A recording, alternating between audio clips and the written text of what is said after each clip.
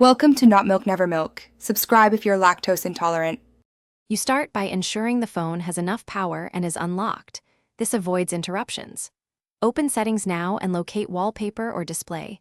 Vivo sometimes places Wallpaper under Home Screen and Lock Screen or Themes. Tap that entry to view current wallpaper options.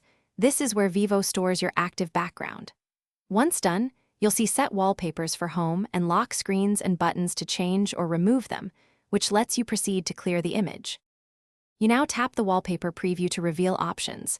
Different FunTouch OS versions show remove, clear, or replace. If remove isn't shown, pick default or system wallpaper to effectively reset it. Make sure to confirm any dialog that asks to apply to home, lock, or both so changes take effect. If you used a third-party launcher or theme app, open that app and remove the wallpaper there. Otherwise, system settings handle it. After confirming, check your home screen to verify removal.